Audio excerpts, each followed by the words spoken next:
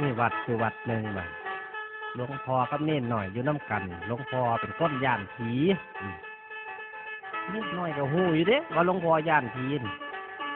แห้งหูกับแห้งแกงหลวงพ่อดีได้เน้นหน่อยก็เลยบ่ว่าแต่ยังมันขึ้นแล้วแต่ยังมันเว้นก็ย่านหลวงพ่อ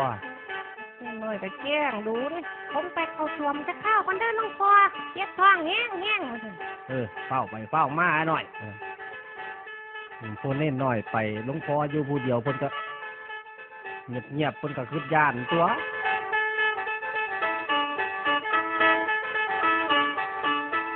นี่มือหนึ่งบ่หน่อยไปกินดอกไม้บูชาเด้อมือนี่วันศีลปฏิบูชาก็ไปแล้วผมย่านไหว้ย่านเฮ็ดหยังอยู่นี่หน่อยสาตุนดอกไม้ใกล้ๆนึงไปหลวงพ่อเนี่ยท่านผมย่านที่หลอกเนี่ยโอ้ยไปย่านเฮ็ดหยังอยู่นี่วัดเข้าแม่ไปลุกท่านไปท่านนี่หน่อยจำใจแล้วบาดนี่ย่านเฮ็ดหยังอยู่นี่ว่าดิไปแล้วล่ะนี่หน่อยก็เลยเห็นมันมืดเนาะเฮ็ดใส่หลวงพ่อดิก็ไปดอกไว้หลวงพ่อท่านว่าเนี่ยยังมานั่งลงน้ำหลวงพ่อล่ะห่วยนี่สิขี้ไล่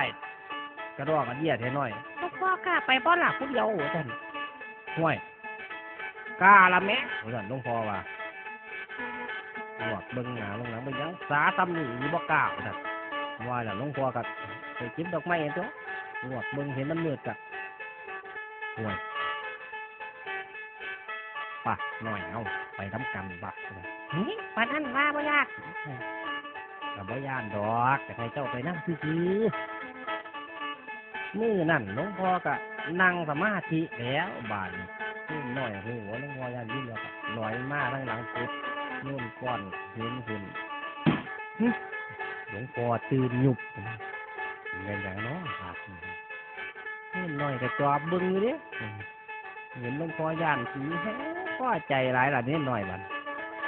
ส่วนหลวงพ่อบานนี่ยึดนาขึ้นหลังแล้วก็เหนื่อยมันโมเมนแนวแล้วตัวนี้ท่านย่านแล้ว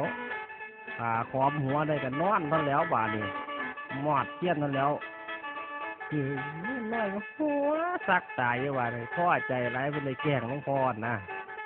ส่วนหลวงพ่อบานนี่จึกมากกับปวดท้องท้ายแล้วบานนี่บานนี่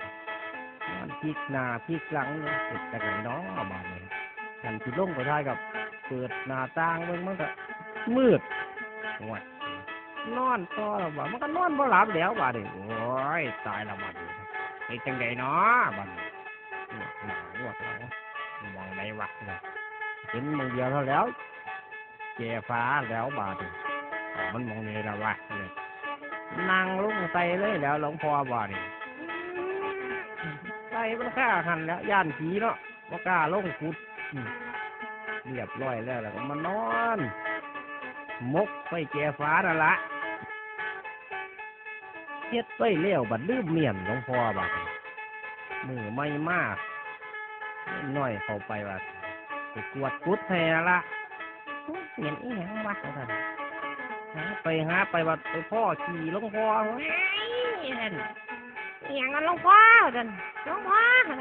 ขี่ผู้ใดดิท่านขี่ผู้ใดอยู่หาหลวงพ่อท่านไหวจักแล้วพาบุหูจักเกยหลวงพ่อมีหลวงพ่อคัก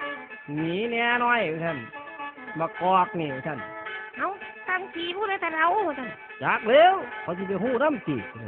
เอาพาผู้ใดท่านนี่เอาพาคอยดีแล้วท่าน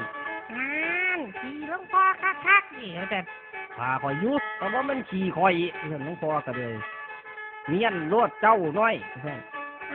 ผมบริขี่ผมก็ได้เมียนนะนี่ขี่ผู้ใดกับเมียนโลภยังอยู่ดิคอยก็บ่ฮู้กันแล้วว่าขี่ผู้ใดพาคอยยุ่นแล้วโมเมนต์ขี่คอยใช่เด่นน้อยก็เป็นผู้เมียนคือเก่าแม่นเนาะหลวงพ่อเนี่ยก็เดินโมเมนต์ขี่จะคล้องก็ได้เมียนเนาะ